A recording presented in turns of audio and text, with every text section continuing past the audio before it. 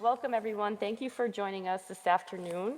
We're very excited to have with us today Elaine Boyd, who is the co-founder of BGBO, and she has flown all the way from Tennessee to be with us. You don't want to let her y'alls stump you because she is a serial entrepreneur and she's stealth. She's been featured in Entrepreneur Magazine, the Huffington Post, and Femme Founder Magazine, just to name a few. And so welcome, Elaine. Thank you so much. I also have on a panel today with us our past TIRA president, Mr. Simon Johnston, who is the president of Icon Relocation in the UK, and one of our newer members of TIRA, Inigo Lopez from Bicortex Languages and Translation based in Spain. So welcome and enjoy the presentation. So when I was flying out here, I have to walk around. Sitting on an airplane for hours and hours, you just get uncomfortable. So I always like to go stand in the hallway and stretch. And I wasn't alone. There was a couple other people in there. And so we got to chatting after we stood there next to each other for about half an hour. And he's a software developer, and he travels all around the world, relaxing, working. He works remote, and that's okay with the company. But then I started telling him about what I do, and so he really started opening up. And he said if every business knew how much could be done with AI, they would expect twice as much work from me. He's a software developer. A lot of times we don't think about AI in software development. He could produce twice as much. Software developers are expensive people, and we could be getting double what we're getting out of. We could get features released faster. That really impacted me, just thinking about it from his perspective. An employee working at a company, they don't know he's using AI to help him write the code. So as Brenda mentioned, I'm Elaine Boyd. I'm doing a name change on my company because when I first launched it, I was retired. I had just sold my software company and my agency, and I was like, you know what? I'm gonna help businesses. And I'm gonna call it BGBOCO, and it stands for Biggest Goal, Biggest Obstacle. But you know what? No one can remember that acronym. so I decided, you know what? Workday Ninja, because I help you get through your workday fast so you can go and do other things. I don't know about you, but I don't wanna work all day and all night, 80 hours a week anymore. I want to relax with my family. I wanna go on vacation and go on vacation. And so that's why I named it Workday Ninja. So my badge and everything says BGBOCO. And then Arvo is a software that I built because I saw how things are changing. Attention spans are changing. Some of you have already stopped listening to me. That's okay. But then they come to work. Your employees come to work. They've been on their phone, on TikTok all day. They've been on their smartphone. Everything grabs them in, right? Attention. We wake up and the first thing we do is check our phone. I know people that take their phone to the bathroom with them. They bring up Instagram. So they have this and then they come to work and then we expect them to read a 4-page SOP document on how to solve their problem in our company. So I created Arvo, so it's skimmable. Of course it uses AI and it keeps attention spans in longer. So I already told you a little bit about my history. I built up a tech company, sold it in 2018. And one of the reasons I got acquired is because my systems were so good that they looked at what we were doing and they said, there's no way that you are doing this with a team that small. I said, it is what it is. So they took me on, and after they did, I had to stay on for 18 months to get my full buyout. And we decreased their employee size by 20%. Initially, their employees stayed about 6 months. By the time I left, their average was a year. We doubled the amount of time that employees stayed on. Turnover is a huge expense. When employees leave your company, they're leaving knowledge. It takes people months to come in and keep up with that, the knowledge and get everything they need to be successful in that position. And so in my 30s, I was retired, I was bored, I decided I was gonna be GBO, help companies, and I took what I did there with automation, and I started helping companies now. And then AI came out. And for the last 2 years, I've been integrating AI into automation to help businesses streamline their processes, get through their workday, help employees get through the nitty-gritty part of the job they don't like, and start working on the parts that they really enjoy and why they wanted to go into that career. And maybe that might be you, because there's a lot of things in business I don't enjoy doing, and I'd rather have AI do that for me. So we're gonna go through some 3 common beliefs so we can all get on the same page here, okay? So the first one, and I'm gonna call them myths because we're gonna overcome these beliefs and we're gonna realize those things aren't true. The first one is I don't have the time to use AI. And we're gonna go ahead and just look at that one. And this idea is really, and I use the word crippling because it's that severe. You don't have the time to use something that's gonna save you maybe 2 hours in your day. It takes a little bit of time to go and learn how to write a prompt. And I know it feels scary because it's just like this wide open thing. What do I put in there? Ask it anything. Put in something that you wrote and ask it to make it better. So we can start transferring this idea that I don't have the time to go and learn something when all we have to do is ask it a question. We can always improve. The other piece of it is that AI never sleeps. It's an assistant that's always there. It has more knowledge than any of us in this room has. Now, we are the experts. We can edit what it says, but it's always available. And it's free, or it's nearly free. You know, you can pay maybe $40 a month to have an assistant. That is an extreme cost difference between what you're paying for a person to be an assistant and an AI that you're paying to have help you. And I always like to use small numbers to represent the impact. If it only saved you 20 minutes per day, it just gave you a month extra per year of work. That's just you on your team. How many employees do you have that it could save 20 minutes per day? Out of every employee, you're getting an extra month of work out of without them doing anything extra. To them, their day just got easier. All right, we checked that box. We all have enough time, right, to learn how to use AI. All right. My business is too personalized. Probably one of the most common things I hear in this industry. And that is true. You are a personal business. But is everything you do customer facing? They only see a small piece of the interactions.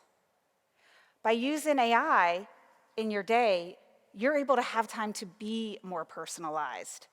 Because you think of all the systems that you have inside your business. You might be doing some marketing. You might need HR, invoicing, going from a sales funnel into a sold new client. That didn't affect the client at all. Or that's an internal process that you can use AI and automation for.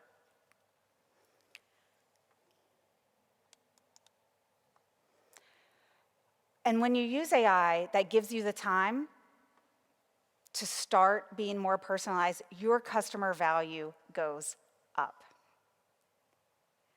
That's what we really want, right? We want champions out there screaming our praises because we are rock stars with them. But sometimes we get so pulled away in all the other mundane things of our day that we can't go and do that. So we're gonna flip-flop that. We're gonna create more time, we're gonna be more personalized, and we're not gonna have to do more work to get there.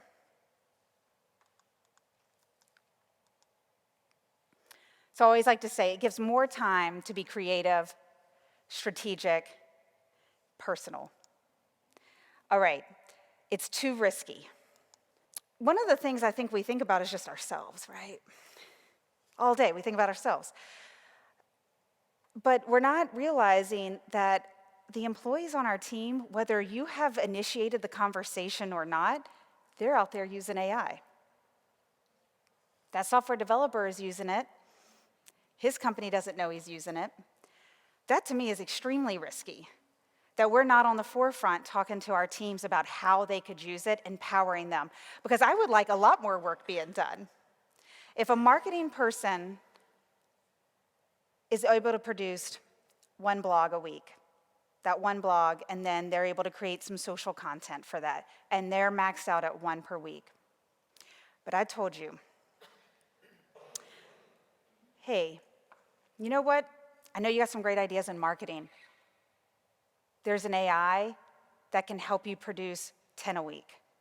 All it needs are your ideas, and it'll help write it. Once you have your blog written, it'll automatically create all the social posts you need. You don't have to think about it. You can just go and edit. And you take that marketing person from having to do so much writing and so much nuances for what they do for their job, and you just gave them the power to 10x what they do. You just infinitely increased what your company does. So marketing is a great use case to get started because there are ideas. There's even case studies that you probably would like to write. You could go into ChatGPT or whatever your AI preference is, Copilot, Bard, whatever, and help it form a press release, blogs, a case study, anything, and it'll write it out. And then you just say, hey, can you create a LinkedIn, Instagram, and Facebook post from this?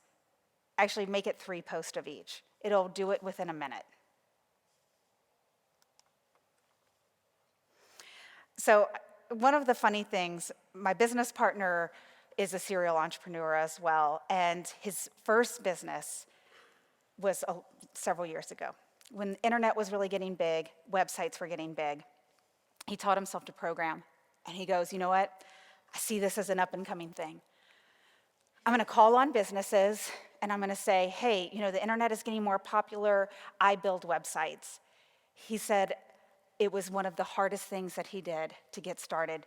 People would scream, say the internet's the devil, this website thing's never gonna go anywhere. What happens if you did a business now without a website and you did not use the internet? You would not have a business. You could survive for a little bit without a website, but your credibility as you grow starts going down if you didn't have a website. And that's where we're at with AI. If you think about, oh, it's too risky, I can't do this, then that's the businesses that start to dwindle because everybody else can move so much faster. And you're already using it whether you like it or not, because if you have a smartphone, yeah, it's listening to you. AI is tracking everything that we say. You ever notice that whenever you're talking about something and then you go into one of your social media platforms, you search something, you start seeing ads? Amazon's great at that. I start getting ads for things that I talked to my son with and about. If you're using Grammarly, if you're using Microsoft Outlook, that predictive text that it has, it also reads your emails. So you're already using it, you're already comfortable. It's just now you taking the initiative instead of it being a part of your everyday life, whether you know it or not. So now we've overcome these things, we're feeling better, right, about using AI? I think so. And so I mentioned at the beginning that I don't want to work all the time. I want to actually enjoy my life. There are other things that I want to do outside of working. We're all in Portugal. How many actually got to take a break and go sit at the beach without your phone, without a laptop? Probably not many of us. And if we did, probably the stress was rising and rising and rising to the point that we couldn't enjoy it, right?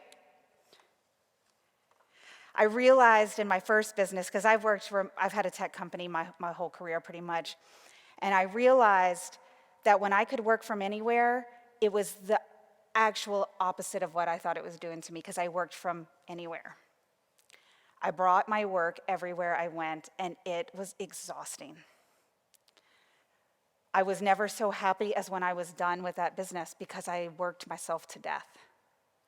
And it has become so much easier with technology and utilizing things. Delegation now with AI to support the team opens up your whole life for running your business.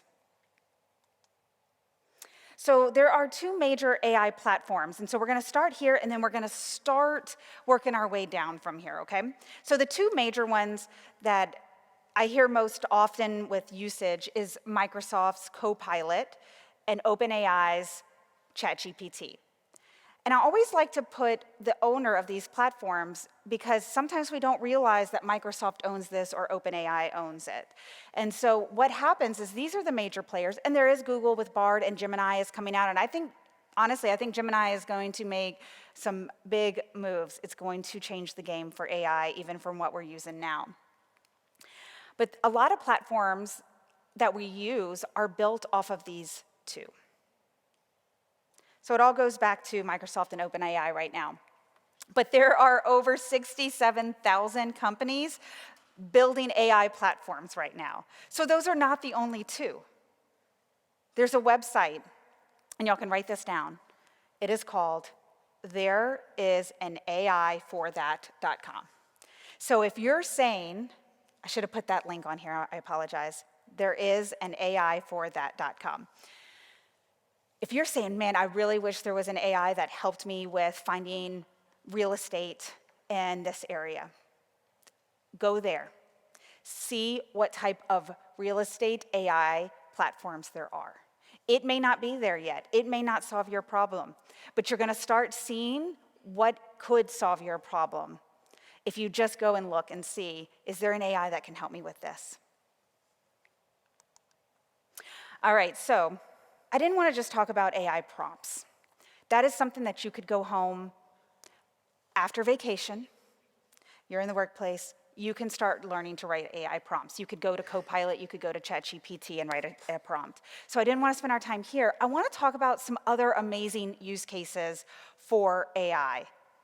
And I mentioned writing software.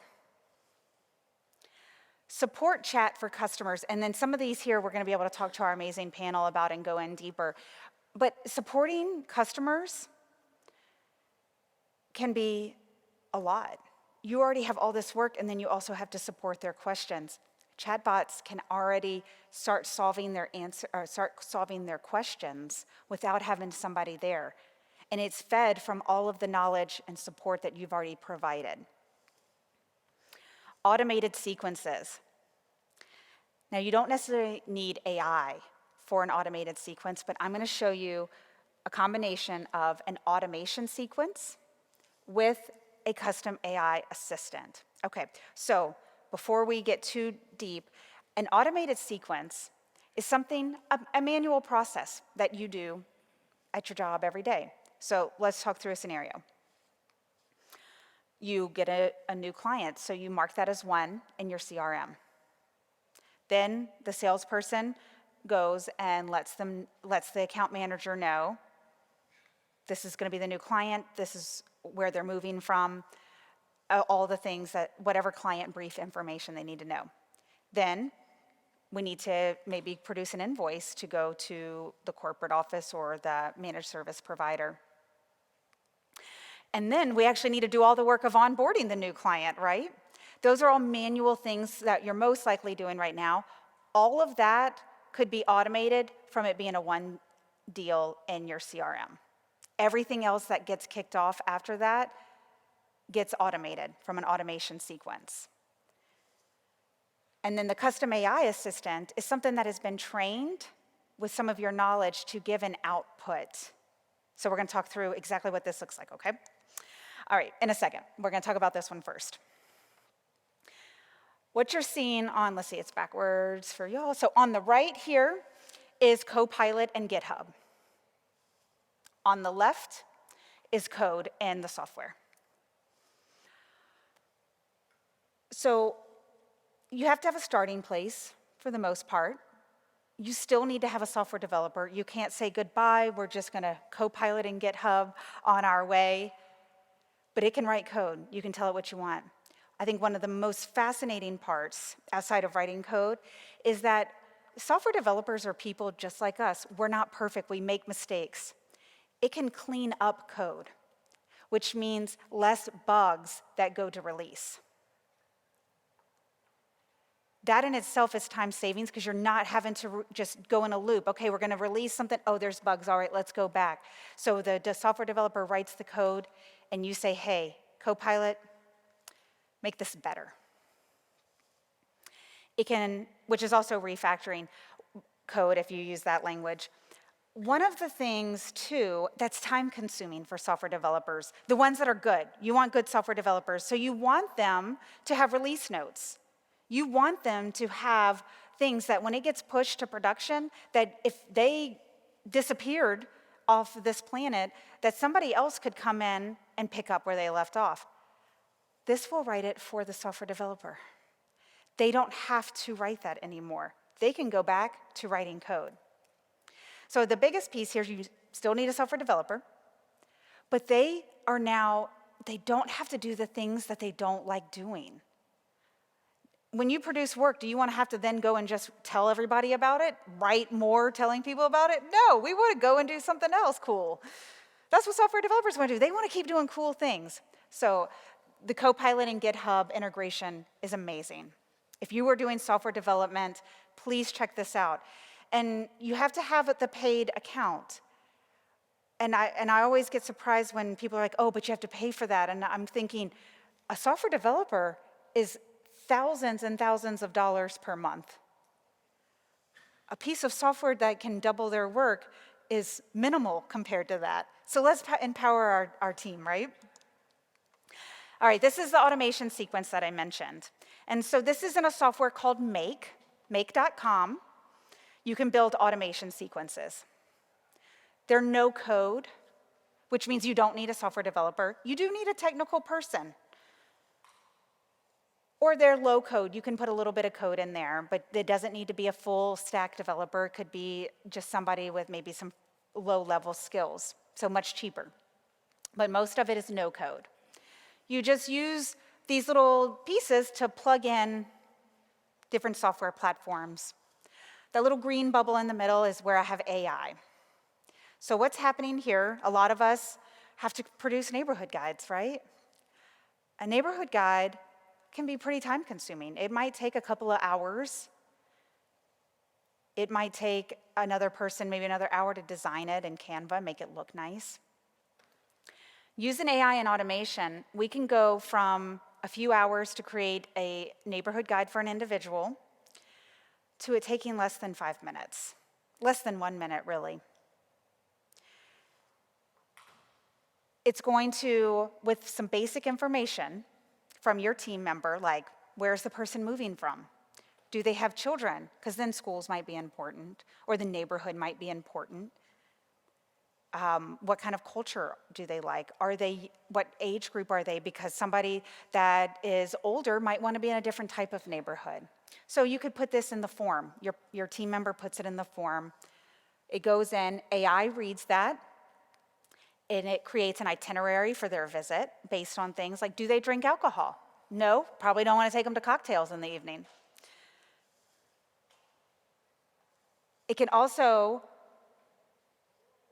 produce from a template. So this is dynamic. So you see where welcome to neighborhood guide first name, the neighborhood name is in brackets, first name is in brackets. That is going to pull from the form dynamically. The rest of the neighborhood guide is going to fill in from the AI assistant. Hours of work, now minutes of work. Your team can then go edit. Now, here's one thing I will say. Just because it's in the neighborhood guide, you don't want to believe it's accurate. You do want to check. This is why we still need humans, right? We can't just say, oh, you know what, AI is going to do everything. No, we need to verify information. So with this neighborhood guide, you want to make sure if there's locations that it mentions, a lot changed after COVID. So we need to make sure those places are still open. Sometimes AI does not know that they closed. You might want to edit it. We are the experts, right? You are the expert in your business. Make edits, change it, customize it, but most of the work is done. You save that as a PDF. And then because of the automation sequence, it already drafted the email for you. You can just go in, maybe make some customizations, and then add it in there. This is where you have the time to be more personal. The heavy lifting of the work got you to a point to say, this is the value that I give.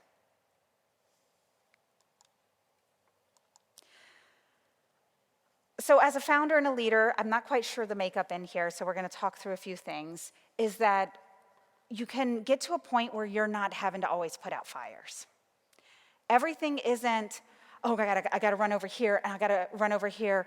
Everything feels urgent because there's so many things on our plates.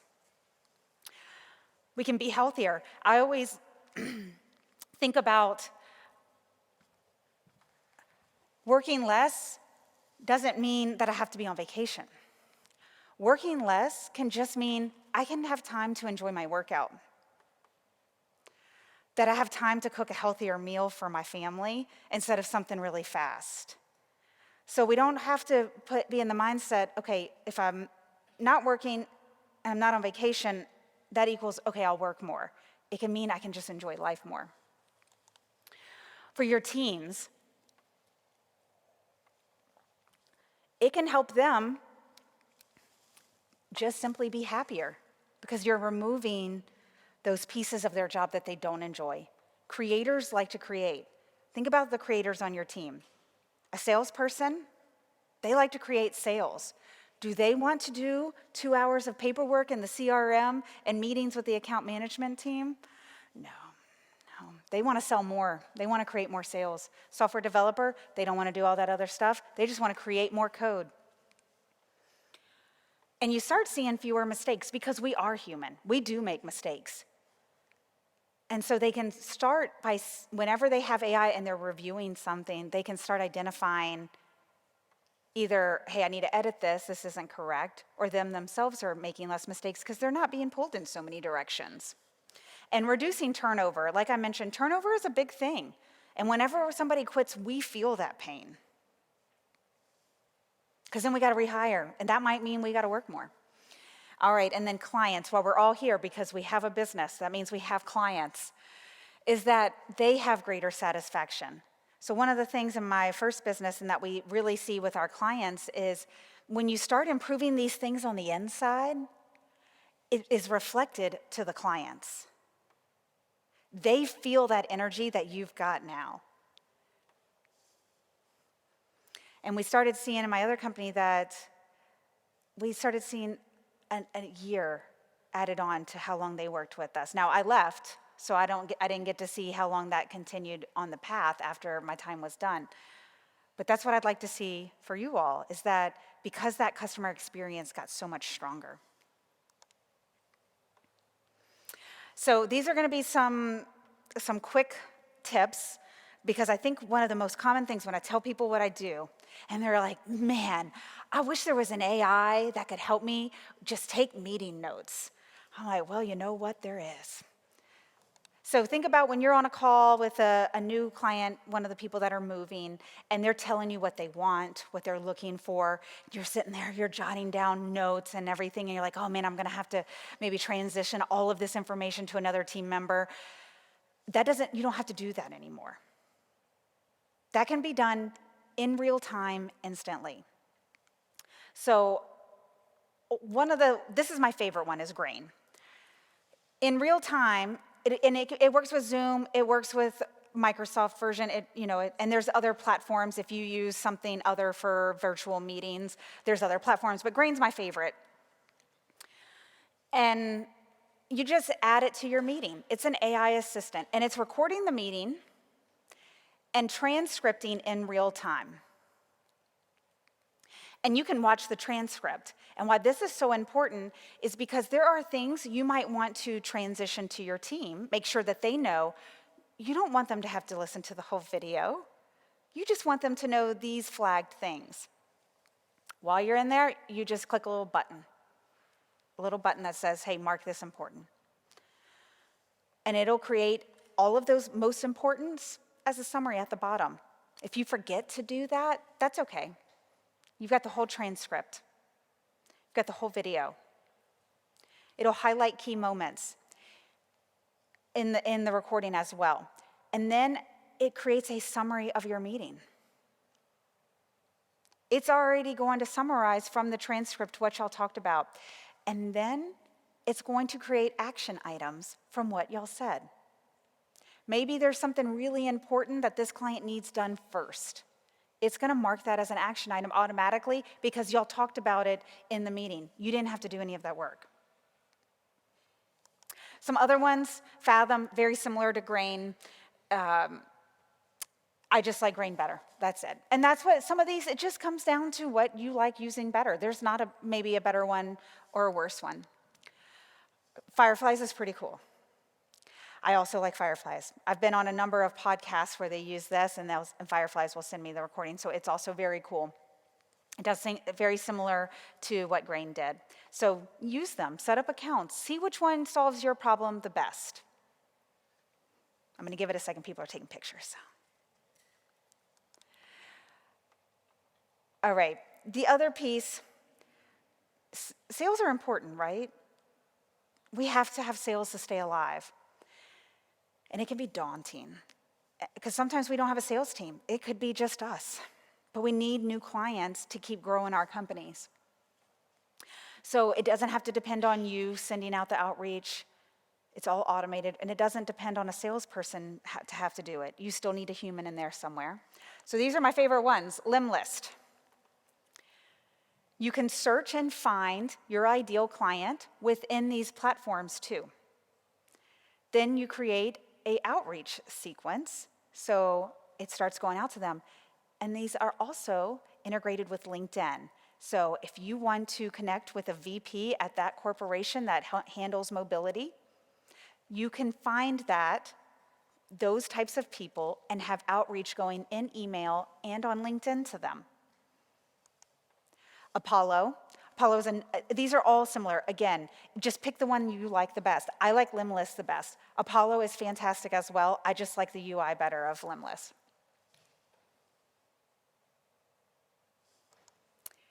And then Clay does all the same stuff. And you might want to look and see, like one example would be, I've got a list of all these old clients that I haven't talked to or worked with in a while. I should contact them. You already have their email. You already know their name. You can import that as a CSV in here and have that drip campaign go out to them. You don't have to be the one sending every single email. It'll dynamically put it in there. Put their name in. Hey, we haven't chatted in a while. You want to jump on a call? I've got some new things that I'm doing, or whatever it is to re-initiate that conversation. All right. Time for our panelists.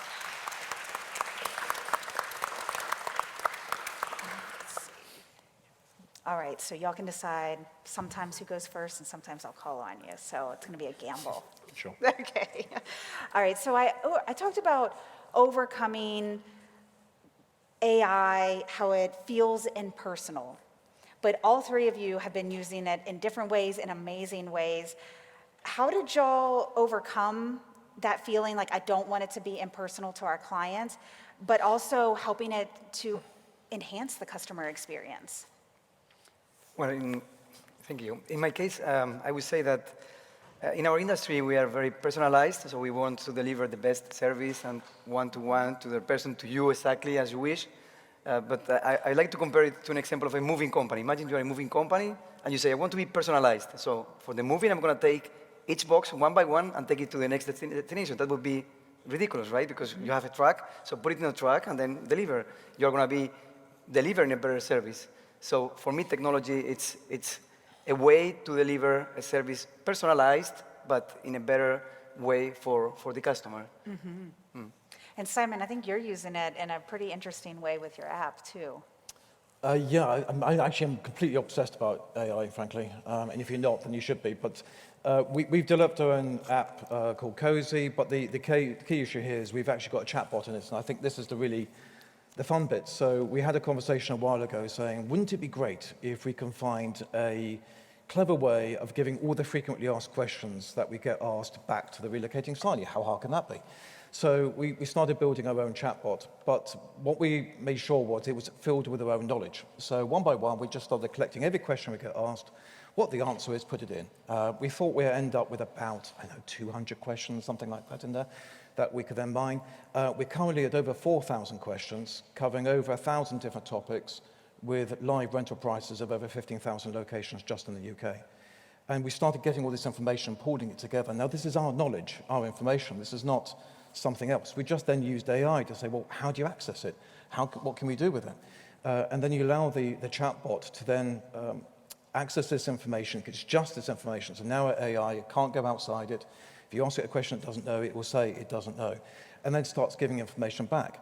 But what was really fun about that was we were doing this while relocating assignees, and we suddenly realized, well, hey, this is a really good training tool, because we've got all our knowledge and information in here, so why aren't we all using it? So we then started using it as a way of actually making sure that everybody in the company knew what we thought was a good answer to any particular question. And as soon as we reached that level, then there was no resistance from everybody, because it was a great, we call it a knowledge hub, and that's exactly what it is. We just put our knowledge in, and then use AI as the tool to actually then mine it for us and bring it back. Yeah. And Brenda, I know from working with you all that there was a lot of adversity to it initially, where they really felt like, oh, we're too personalized, but it's your team is successfully using it now. So how has that been? Yeah, I think just like many other destination service providers in the audience, we pride ourselves on our high-touch service. And one way we've been able to use AI and ChatGPT is, for example, with it could be an area tour or an itinerary that you're setting up for a client.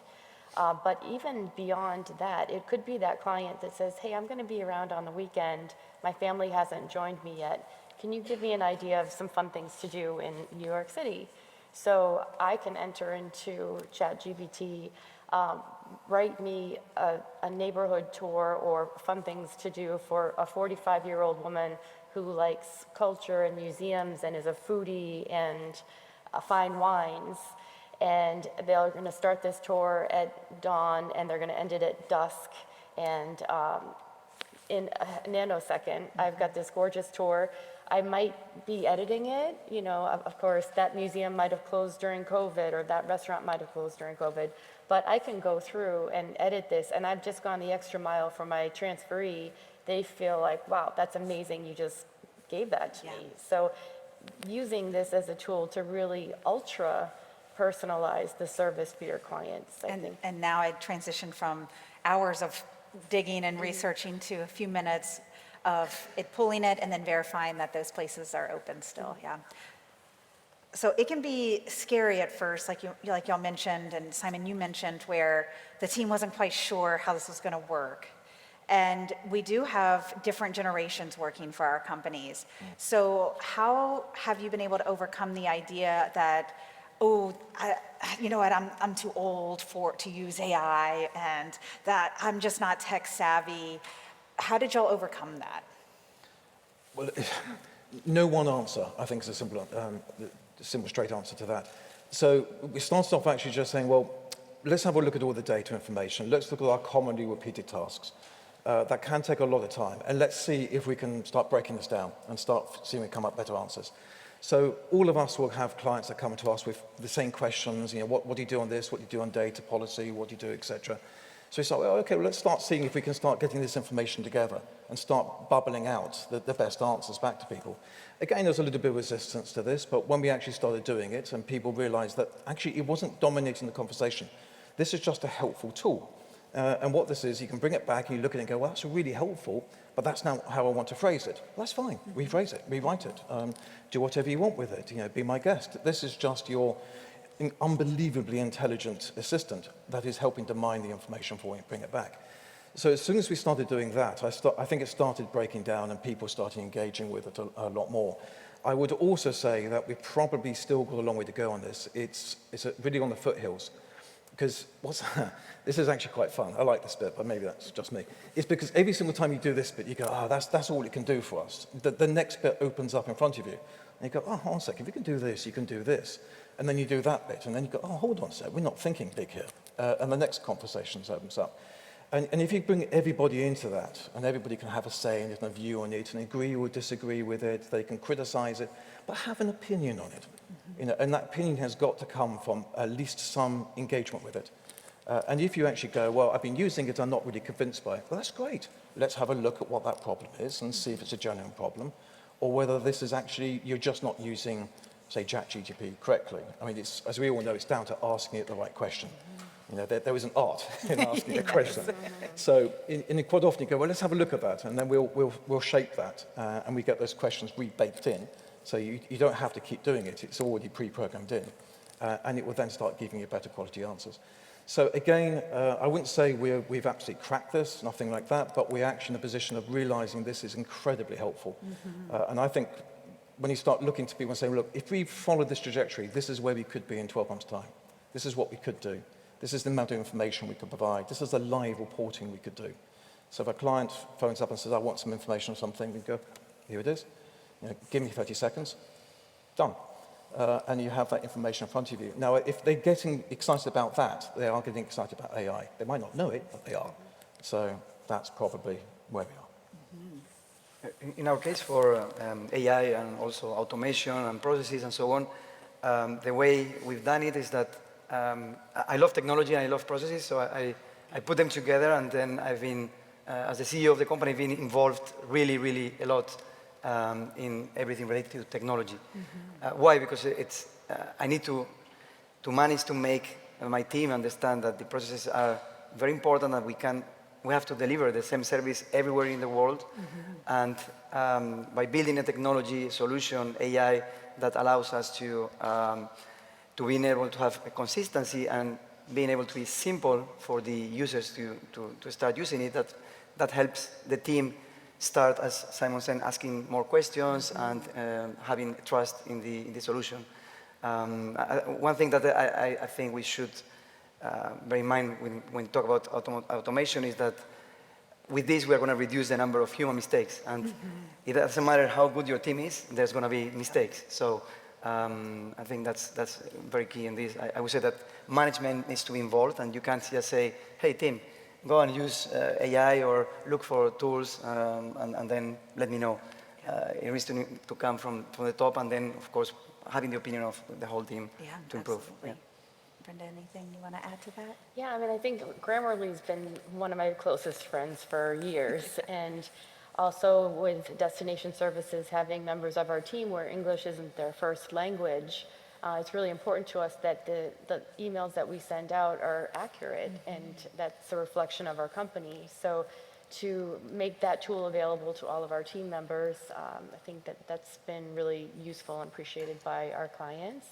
I know one concern I've heard, or one rebuttal about using ChatGPT for, let's say, a LinkedIn post or even for drafting an email is the tone.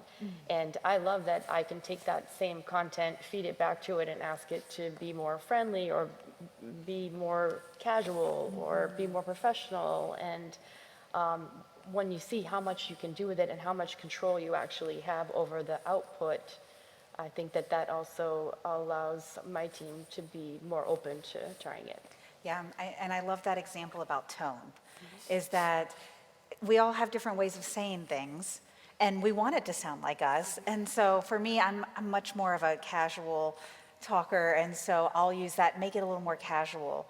And then it also is a great starting place for you to go edit. And I think something that y'all all really hit on is the training piece, that people feel more comfortable the more times that they feel empowered and they have knowledge. It's scary when we don't know about things, and so y'all all have, in different ways, been training your team and working with them. So I really like that. Just about the tone, I think for the LinkedIn post, it's like every time it starts with exciting news. Like that's not me. Why? It's like the tone is sometimes like nothing to do with your personality. So Yeah, we could go on a tangent on that one. So if you use it to write LinkedIn posts, make sure you edit.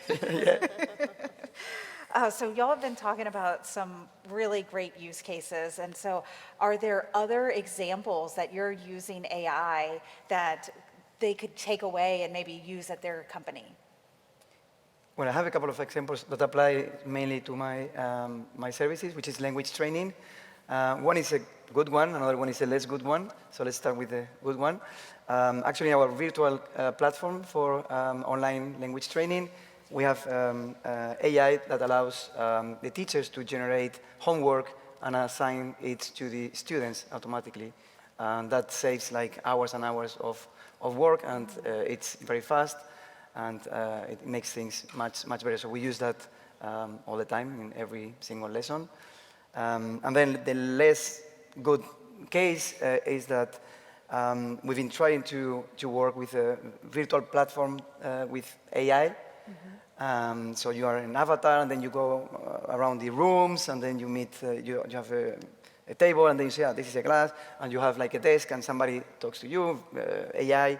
But we tested like 8 or 9 platforms, and it's too much as a game. We didn't like it, and for maybe in a few years when it improves, I think it will be a great tool, but we decided that for the moment we are not going to use it for our corporate customers at least. So, yeah. Simon or Brenda? Yeah, you mentioned language earlier. I'd just like to come back to that one because, again, what you can do with AI is do incredibly accurate language translations. I mean, you get somebody to do it, and it's not taking away from anything else. So if somebody is asking, say, a chatbot, and wants to ask it a question in Italian, it would answer in Italian. Okay, it will be 98% good. You know, it's not the same level as yourself, but it's good enough for the conversation we're trying to do. So you can allow anybody to actually speak to it in any language you want, which I think is, again, great. It opens up the whole conversation as well.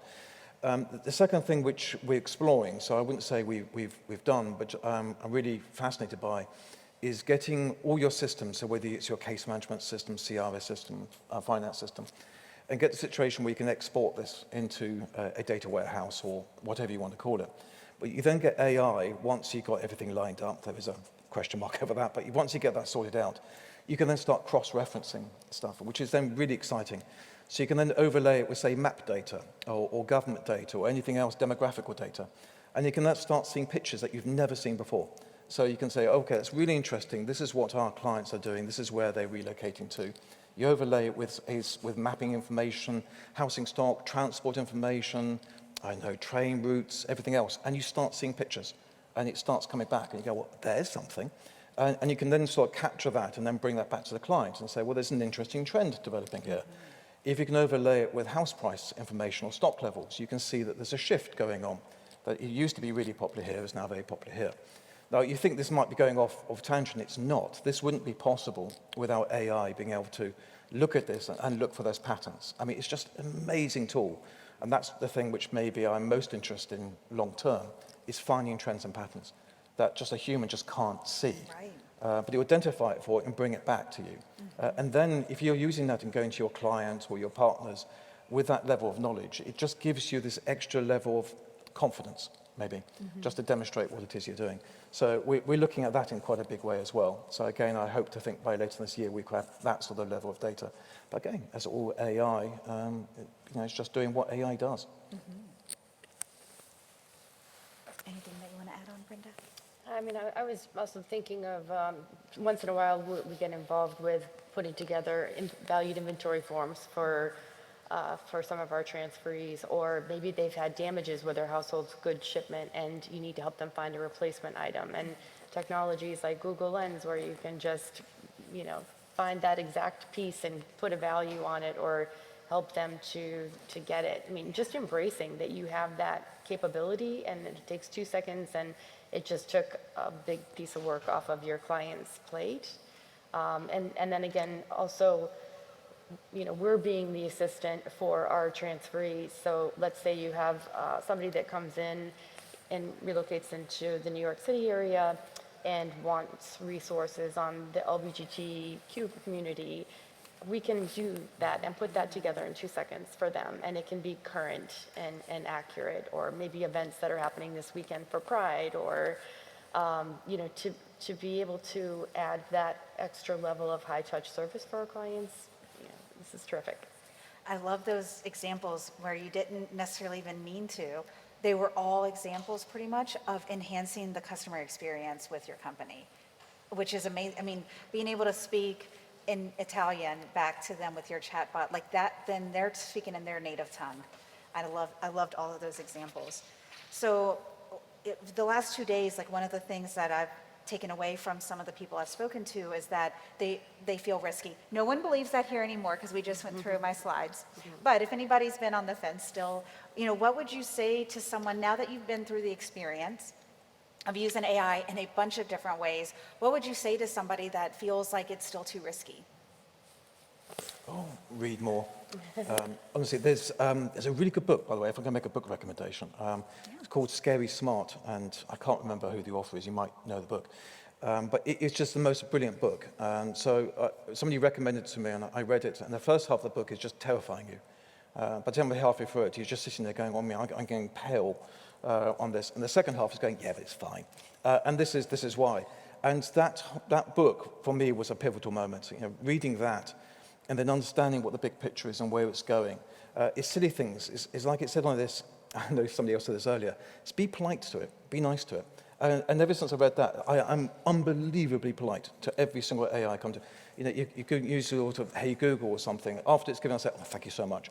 I know we're ridiculously British about it, but I just think, okay, let's just be polite to it, teach it, let's be nice to it. But just read more, research more. There were some great podcasts out there about it. Just discover. And once you discover it, I think you then discover maybe the bit that interests you. Hopefully, we've come up with something. But if we haven't, then you'll probably discover it yourself. And you go, oh, that's the thing I'm really interested in.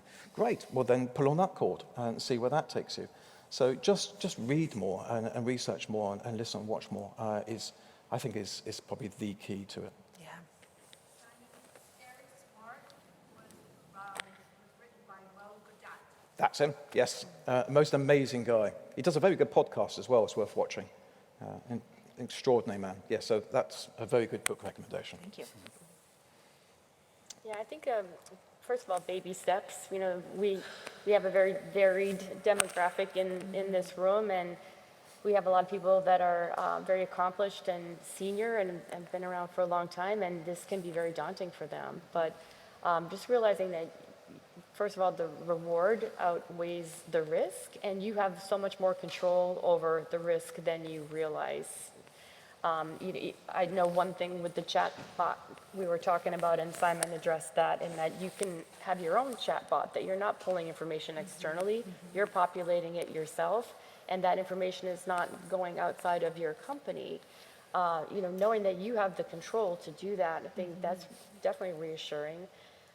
So I would go in that direction. Great ones. I think it's not an option not to use AI. It could be now, it could be, I was going to say a few years, but not a few years, a few months. So yeah, if you think that it's risky, that's fine. I mean, we are in a business and it's risky. We went through COVID and we are still here, so that's great. And as the baby steps, as Simon said, like AI and technology, you can do from here to here. So if you're not comfortable, you don't want to take too many risks. So then start very slowly and then get to know the technology, test it, and then see how it feels and how it helps you. Yeah, I mean, and baby steps and getting in there, you don't have to get in and ask it huge questions. It could be just something really simple, like make this email better, and just copy and paste the email, something small. I loved all those examples that y'all gave. And y'all mentioned a number of times in different ways through this discussion about the AI chatbots. And so can y'all talk about, if you have done one, and Simon, I know you mentioned having built one, is, what is it like for going through that experience? How long does it take? And are you custom doing this, or are you using a third party to help with the machine learning part? Okay, so we're very lucky we have a tech team. I just noticed Sean has walked in here, so he's the guy that built the backbone of it, so fantastic job. So he gave us a framework, and the process was really simple. You just come up with a topic that it is, and you come up with what the question is. You come up with the many as intents as possible, which is basically how you rephrase that question, so the AI's got a sense of it, and give it an answer. And that's it. And then you just do it again, and again, and again, and again, and again. And you start slowly building up this portfolio of data. And okay, I've discovered I've become a bit of a sort of a hidden geek on this, because I'm fascinated by it. Because you start doing this all in the team would be laughing at this because they know what I'm going to say, is I started putting some information, genuine questions we got asked, and humor me for a second because this is a bit silly. But people are asking us, well, is there any good cheese in the UK? And I go, cheese? Yeah, of course there is. Great cheese. So there's a general question, so we put it in, and then somebody asked, does the Brits grow wine? I go, yeah, actually, we do a lot of wine. So you put that in. And then, lo and behold, it started matching which cheese goes with which wine. Now, it's a really silly example. I know it's a silly one. But it was, for me, this was like a light bulb moment. What it actually says, well, hold on, if I know this about this, I know this about this, then this is probably true. and it started looking for those patterns. And that's when that happened for me, the whole chatbot just exploded. I'm like, okay, now we're onto something. And it's sort of built from there. So it is our own system. It's built within a framework, but everybody in the company can put that information in. It's then signed off. So when that goes in, somebody then says, okay, I put this in at this date. So it will then send a reminder to say, look, do we need to update this?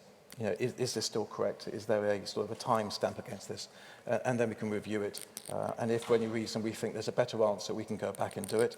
And the last thing I'll say on this, it will give you a score. So it will then give it its confidence rating. It will then say how confident was the chatbot on this answer.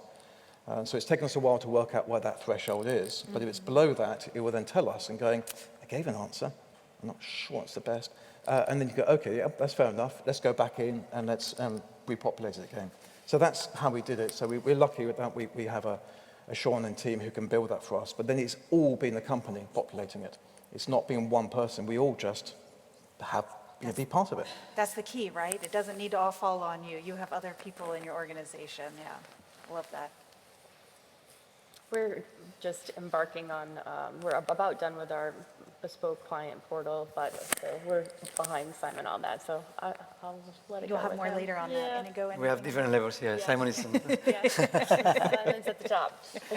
Well, that's great. I mean, what I really like is that we're all using AI in different ways, and we're all in a different position where we're just starting in some aspects and we're ahead on other aspects. But starting is the most important part, right? Any last thoughts that y'all would like to share with the audience? Other than what we sort of alluded to before, it's just find something that interests you. And it's fine if it's internal. It's fine if it doesn't go out to a client. It's fine if you're not sharing it with a company. But just have a go, have a play with it. And if anybody says I haven't had a play, I go, oh, well, this is a great opportunity to now show you what it can do. Yeah. And again, I echo what I said before. Have a view on it. It's like it's like when your children grow up and say they don't like something, they don't like eating it, and you go, well, have you tried it? You go, well, there is no conversation here. You've got to have had a go. You've got to have tried it. Yes. So find something that interests you. Just have a play with it, and almost by the mistakes. Making the mistakes is the best thing. It's just the best thing ever, because you then go, oh, okay, what did I get wrong? And that will then hopefully fuel your interest, and it goes from there. But just start. It is, again, I think people overthink it and say, oh, it's only a big company can do this, only with all these. That's just not true. Everybody can have an opinion and do something with AI. One of the things I really like and what you're saying is that it's really a safe place. Nobody's watching you. You can get information. You don't have to feel embarrassed or insecure about not knowing something, because it's just you and the AI. You can ask it a question and then get more knowledge or whatever it is that you needed without anybody knowing. All right, awesome. So thank you all. I have a question. Maybe with GDPR, there will be an issue eventually if we give AI all the data, because we don't know where it goes. So one of the things is that you do your own research on the platforms, but most of the systems, I wouldn't say you want to put credit card information or things like that. It is going to be staying within that system. The meeting notes and things, those are things that you're already going to be taking from the meeting and dispersing to your team anyway. And so that information could be let out in any scenario. I don't know if y'all have done more with GDPR and any of the data stuff, especially you, Simon, if you want to touch on quite a lot that. on GDPR. I think the key issue is just don't feed it confidential information. We're not putting anything of that nature into the AI. And also the chatbot, we're just using it as a tool. It is processing and then passing on. But just don't put anything confidential in there. And again, we've got one of the team who's taken it very seriously to make sure that we do it the correct way. So yeah, it's just do some housekeeping. Yeah, great. All right. I agree that there might be a little bit of a overlap with the data, because with ChatGPT, those are your great ideas, right? For your chatbot, I mean, that you're putting in, and then does AI get smarter off the information that we put in? This is a genuine question. Yeah. And if so, then how much of our brilliant ideas might we be losing that would give us a competitive advantage, but will be lost because others are now using it? So that's one question.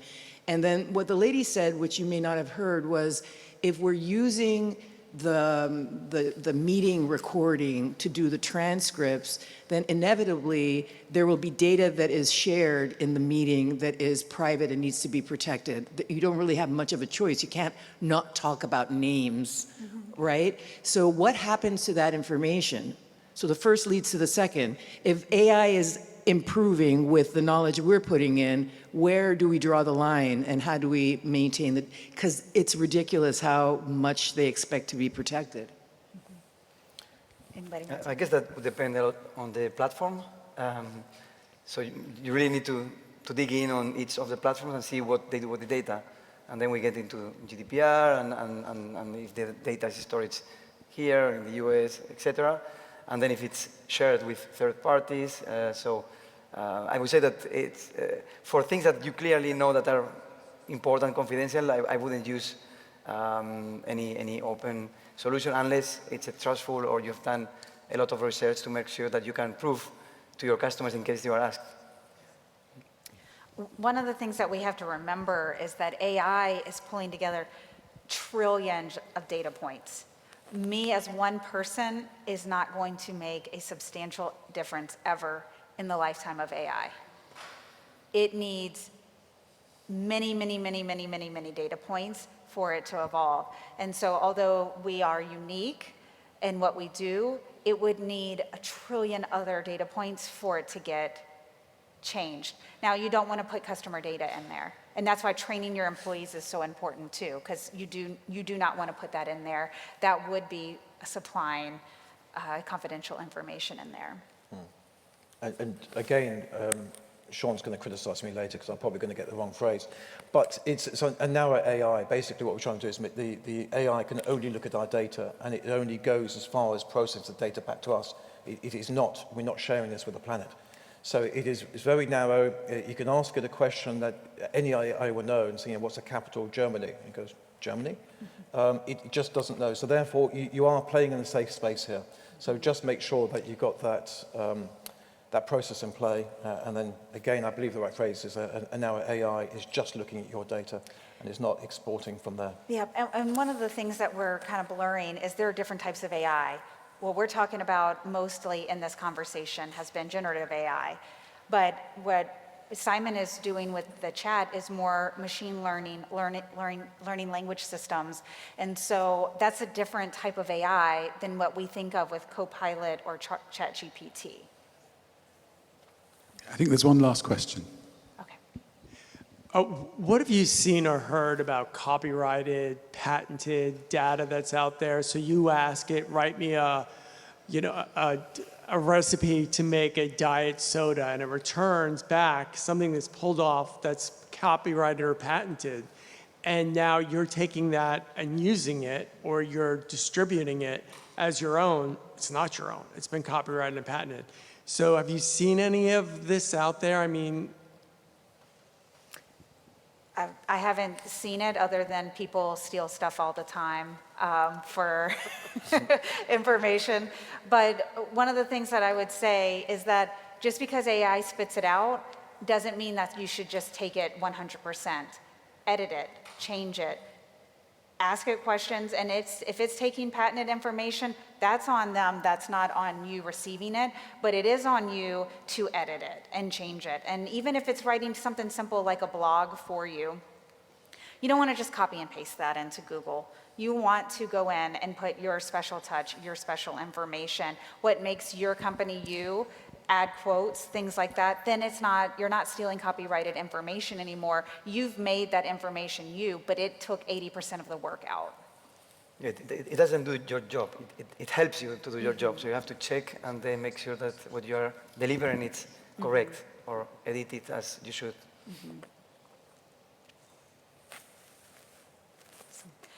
I have just maybe 2 quick slides, if we can just switch gears really quick. If anybody wants to find out what type of automation sequences that are available, you can scan this QR code and it'll, using AI, but it's not taking any of your information. It's just going to use the software platforms that you use, and it's going to write what type of automation you could be putting in at your organization. And so again, it doesn't look at your actual name or company name or information, but we do get that because I need to be able to email you your report. And so it's going to give you 25 ideas for what could be automated in your company right now. And then if anybody wants to connect with me, I've got another slide, but people are still scanning this one. I'm on LinkedIn, I'm very active. If you have questions or thoughts or want to connect, please reach out to me. I love helping and talking about AI and how businesses can improve from it. So thank you all so much, and thank you all on the panel for being a part of this and sharing how y'all are using AI, and for all the great questions. Thank y'all.